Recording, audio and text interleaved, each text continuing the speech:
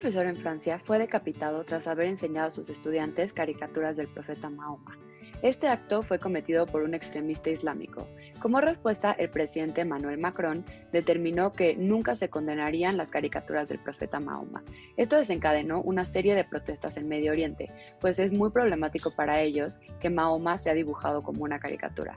En esta cápsula platicamos con la doctora Indira Yacel Sánchez, que es una especialista en Medio Oriente y el norte de África.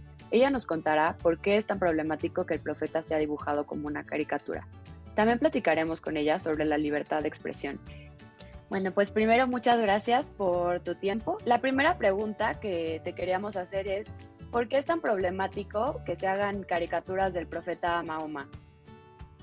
Muy bien, bueno, buenas tardes a todos y a todas. En realidad es una pregunta un poco compleja. En un primer momento, si nosotros hacemos una retrotracción de alguna manera, por decirlo así, del Islam, podríamos pensar que en el Islam se prohíbe hasta cierto punto la representación de figuras humanas, específicamente de la figura del profeta Mohammed. ¿Por qué? Porque en realidad hay una situación de sacralidad, de divinidad, pero que está en realidad enfocada o representada a través de Dios, no necesariamente a través de Mohammed. Porque Mohammed, dentro del Corán, se especifica que simplemente es un profeta, que es un humano y por lo tanto no tiene divinidad. Entonces, se ha tendido a cubrir la cara del profeta Mohammed, incluso en todas las representaciones, en las miniaturas turcas, por ejemplo, eso es muy común, se cubre la cara del profeta Mohammed porque de alguna manera se evita que el creyente, es decir, el musulmán o musulmana, identifiquen a la religión, incluso la admiración, la sumisión, la parte de la creencia, que se vaya directamente con el profeta y no con Alá mismo, ¿no? Entonces esto es sumamente interesante porque es diferente incluso a la parte del catolicismo, en donde en el catolicismo pues Jesús en realidad es un profeta, pero además es hijo de Dios, ¿no? Entonces cuando tú llegas a una iglesia, pues evidentemente tú ves la corporalidad y la representación de Jesús, ya sea o en la cruz o no necesariamente en la cruz, ¿no? A veces se representa de otras maneras, pero finalmente Jesús tiene ese halo de divinidad dentro del catolicismo. En el caso del Islam no. En el caso del Islam, el único que tiene la idea, o digamos, de soberanía, o que tiene la soberanía divina, es necesariamente Alá. Por eso las representaciones encima caricaturizadas del profeta Mohammed, pues representaría un espacio de burla para la religión. Ahora, desde el otro punto de vista, ¿no? Si nosotros lo estamos manejando, por ejemplo, desde Francia, ¿no? Desde Francia es una situación diferente, porque Francia, pues sabemos que ha sido el modelo por excelencia de país moderno, y es un estado que se formó con un fuerte simbolismo a la secularidad.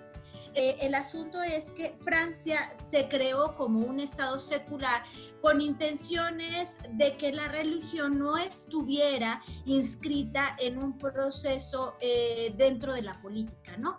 Entonces, por un lado tienes el proceso de la caricatura como espacio de libertad de expresión, como lo ha hecho Charlie Hebdo, con todas las problemáticas que se generan en torno al concepto de libertad, ¿no? Porque libertad de expresión, que finalmente también es un concepto moderno, es un concepto colonial, es eurocéntrico, y es esta idea de hasta qué punto se tiene el derecho de la libertad de expresión. Y del otro lado tenemos la parte de la religión, ¿no? Que hasta cierto punto hace manifiesto también el derecho de tener una religión, una sociedad, población, etcétera, que concibe como una violación a su creencia o una burla a su creencia, el que salgan o se publiquen estas caricaturas.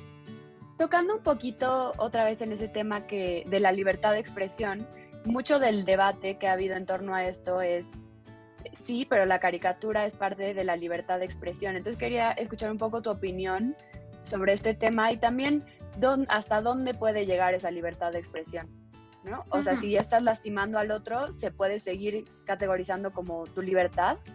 Sí, la libertad de expresión, ¿hasta dónde llega? Por supuesto, aquí viene todo un debate, ¿no? ¿Quiénes son concebidos como ciudadanos franceses?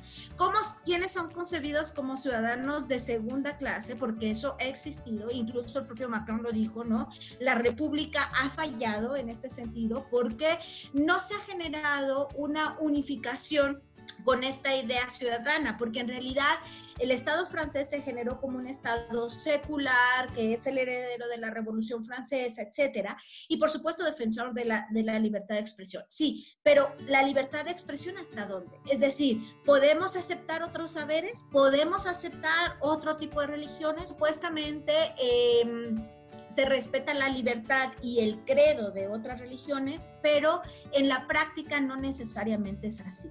¿Por qué? Porque también nos estamos enfrentando a un espacio de islamofobia que no solamente se ha dado en Francia, se ha dado en España, se ha dado en Estados Unidos, en donde se ha concebido al musulmán dentro de esta categorización y a la musulmana de tradición, ¿no? Es decir, no moderno, sino sustentado en la tradición, en la parte de una religión que es retrógrada, por lo tanto, hasta cierto punto no está vinculada con el progreso, ¿no? Y para colmo se ha concebido como, o se ha puesto como sinónimo de violencia, que esto en realidad viene desde el 2000, ¿no? Entonces, respecto a tu pregunta, ¿hasta dónde la libertad de expresión?